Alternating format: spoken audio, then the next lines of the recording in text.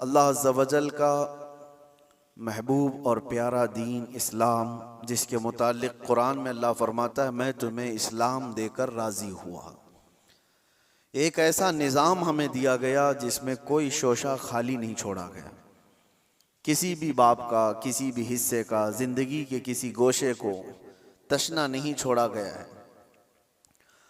आज मैं चंद अहम बातें आपके सामने रखता हूँ कंपैरिजन के तौर पर कि दुनिया जब से आबाद है जंगों का एक सिलसिला चलता रहा है, इंसानों में आपस में लड़ाइयाँ होती रही हैं, लेकिन तारीख उठाकर देखें तो तकरीबन सारी लड़ाइयों के पीछे जो रीज़न है, जो सबब है, जंग किस मकसद से हुआ करती थी, तो उन मकासद में अगर आप गौर करेंगे तो सबका एक हासिल हुआ करता था, तख्त को हासिल करना, हुकूमत को हासिल करना, या माल हासिल करना, या हसीन औरतों को गुलाम बनाना, बांदी बनाना। ये दुनिया का निज़ाम रहा है, इसीलिए जंगें हुआ करती थी।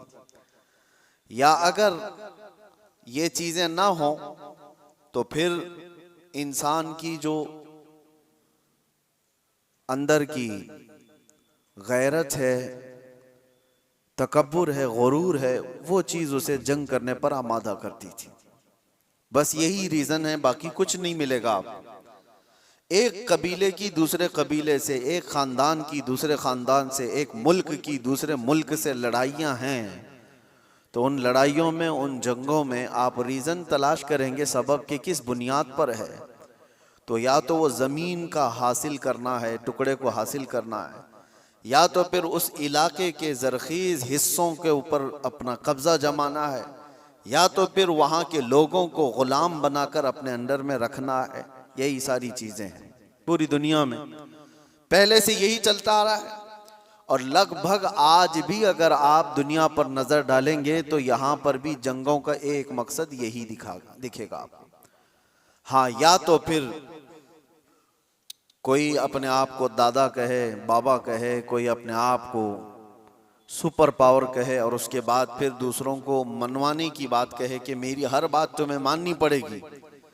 दूसरा नहीं मानेगा, अगर आंख भी दिखाया तो फिर जंग हो जाएगी। अगर वो कमजोर है, गरीब है, तो फिर जंग हो जाएगी। लेकिन यहां पर भी मकसद जंग का यही है। पूरी दुनिया में तन्हा इस्लाम के मुतालिक मैं आपको बताऊं, इस्लाम में जो जंगें हुई, गज़वात हुए सहाबा के और दूसरों के दरमियान, वहां क्या मकसद रहा, क्या रीज़न रहा। हज़रत रबिया बिन आमिर रज़ी अल्लाह ताला अन्हु हुज़ूर सल्लल्लाहु ताला अलैहि वसल्लम के तर्जुमान हैं, एम्बेसडर हैं। जब वो ईरान में गए थे वहाँ के बादशाह के पास पैगाम लेकर इस्लाम का, तो आपसे पूछा गया था कि आप लोग क्यों ये पैगाम पहुँचाना चाहते हैं हर जगह, और क्यों लड़ना चाहते हो या मुकाबला करना चाहते हो। आपने कहा हमारे आका सल्लल्लाहु ताला अलैहि वसल्लम का फरमान आलीशान है, ला ततमन्नौ लिक़ा अदुव्विकुम, दुश्मन से मुठभीड़ होने की, जंग करने की तमन्ना भी मत करो, जंग करने की ख्वाहिश मत रखो।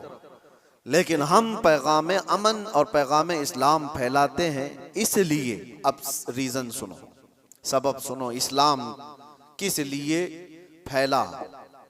हज़रत रबिया बिन आमिर कहते हैं कि हमारा सिर्फ एक मकसद है कि इंसानों को इंसानों की गुलामी से निकालकर खालिक की आप बंदगी में लगा दें, अल्लाह की बंदगी में और उसकी इबादत में लगा दें। हमारा मकसद ये है, इंसान इंसान का गुलाम ना रहे।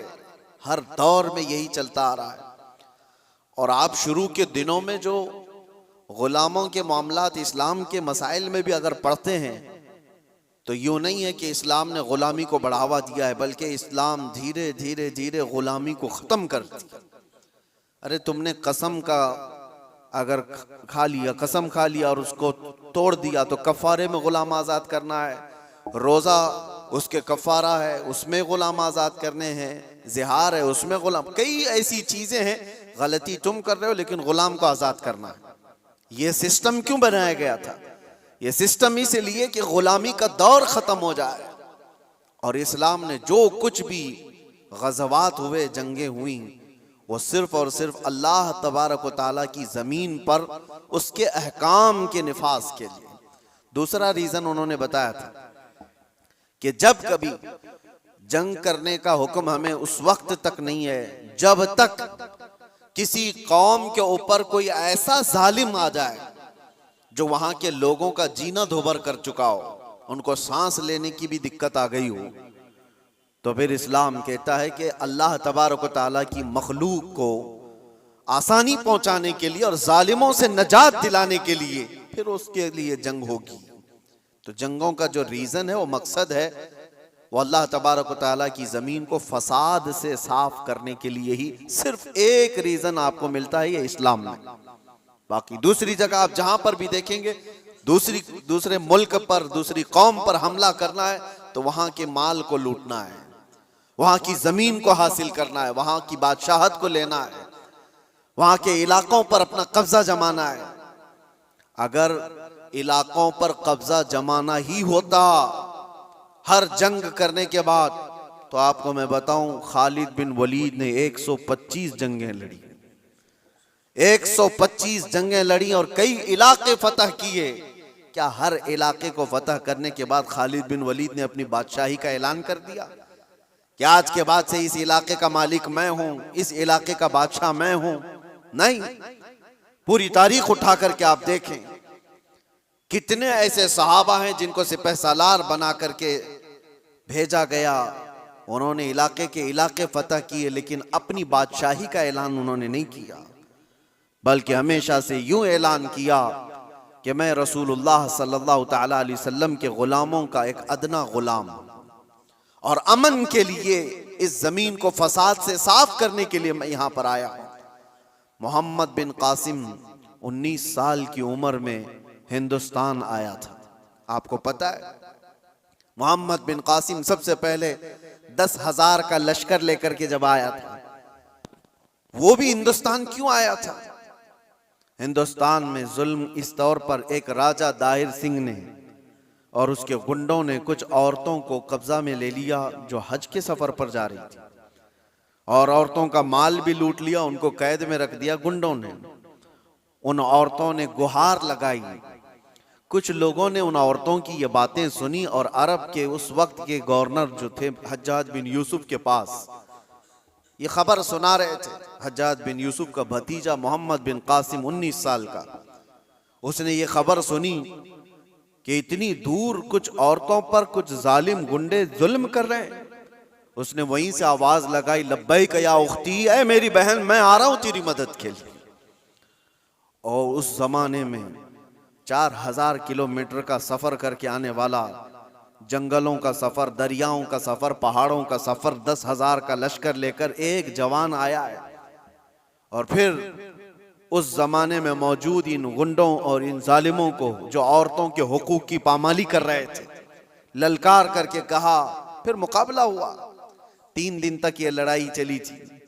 उसके बाद वो सारे गिरफ्तार हुए और राजा की भी गद्दी चली गई, तख्त चला गया, सब खत्म हो गया। एक 19 साला लड़के ने अमन का परचम लहराया था, लेकिन रीजन क्या था, मकसद क्या था? जुल्म से इलाके को साफ करना। और उसके बाद एक बड़े पंडित हैं इलाहाबाद यूनिवर्सिटी के, वो रिसर्च स्कॉलर भी रहे, और लिखी हुई उस मौर्रिख की किताब में से आपको मैं बताऊं, मुसलमानों की लिखी हुई तारीख की बात नहीं कर रहा, पंडित ने लिखा है, हिंदू पंडित हैं, उन्होंने लिखा कि मोहम्मद बिन कासिम जब आया तो उसने साफ ऐलान किया था, इस इलाके में रहने वाले जिसको जिस चीज पर अमल करना है वो आजाद है, कोई मेरा नौकर नहीं है, कोई मेरा गुलाम नहीं है। और अदल ऐसा कायम किया था कि पूरे इलाके वालों ने अपने सर आंखों पर उसको बिठा रखा था, 19 साल के जवान को, क्योंकि लोग राजाओं के जुल्म से तंग आ चुके थे। देखा था उन्होंने किस तरह से किसी की भी औरत को उठा करके अपने हरम सरा की जीनत बना दिया करते थे। लेकिन एक 19 साला जवान जब आया तो उसने आदल व इंसाफ ऐसा कायम करके दिखाया था, हर एक ने अपनी बाहें फैला करके उसका इस्तकबाल किया था। ये हिंदू पंडित की किताब में लिखा हुआ मौजूद है। अपने नहीं, दूसरों ने इस अदल और इंसाफ के मुतालिक लिखा है। इस्लाम का रीजन ये रहा है मेरे अजीजों, दुनिया हजार प्रोपेगेंडा फैलाए आज, तारीख के ऊपर तुम कितने धब्बे डाल करके छुपाओगे। अगर पीछे जाओ अरब की जाहिलियत में अगर जंगें देखेंगे आप, अल्लाह की पनाह, जो मशहूर जंगें हैं वहां की, हर बसूस एक नाम से जंग हुई जो 40 साल तक चलती रही। बनी बकर और बनी तगलब ये दो कबीले थे। इन कबीलों में हुआ क्या था, बनी बकर की ऊंटनी बनी तगलब के चरागाह में आ गई थी। ऊंटनी चरने के लिए आ गई गलती से, इस पर जंग शुरू हुई और 40 साल चली थी। कैसी जंग हुई थी दोनों कबीलों में, जब तक दोनों कबीलों के लोग खत्म ना हो गए, दोनों कबीलों की ऊंटनियां और घोड़े मर नहीं गए, तब तक ये जंग चलती रही। उसके अलावा और भी जंगें हैं। औस और खजरज की लड़ाई 120 साल तक चली थी। ये सिर्फ और सिर्फ गुरूर और तकब्बुर की बुनियाद पर चली हुई जंगें हैं। इलाके के इलाके उन्होंने खत्म कर दिए थे, नस्लें खत्म हो गई थी। नबी पाक सल्लल्लाहु ताला अलैहि वसल्लम के मदीने तैयबा आने तक औस और खजरज की लड़ाई चल रही थी। और अगर आप ये कहें ये अरबों की जहालत और इनकी निहायत ही बदमाशी का हाल होगा, तो ऐसा नहीं है मेरे अजीजों। उस जमाने में ईरान का भी वही हाल था, रोम का भी वही हाल था। जब ये किसी इलाके पर काबिज होते, आपको पता है कि एक ईरानी बादशाह ने फिलिस्तीन पर हमला किया था तो 1,40,000 फिलिस्तीनियों को ज़बह कर दिया था। और रोम वाले क्या करते थे, रोम के ईसाई जब यहूदियों पर काबिज होते थे तो उनके यहां तो मशगला था। हजारों लोग जब जंग में कैदी बनकर के आते थे तो इंटरटेनमेंट के लिए रोजाना मैदान सजाए जाते थे और उसमें बड़े बड़े जो पहलवान हैं, जो सिपह सालार हैं, वो अपनी तलवार का जौहर दिखाने के लिए इन कैदियों को एक साथ मारते थे। और ये मुकाबला होता था कि एक वार में कितनी गर्दनें उड़ा सकता है आदमी।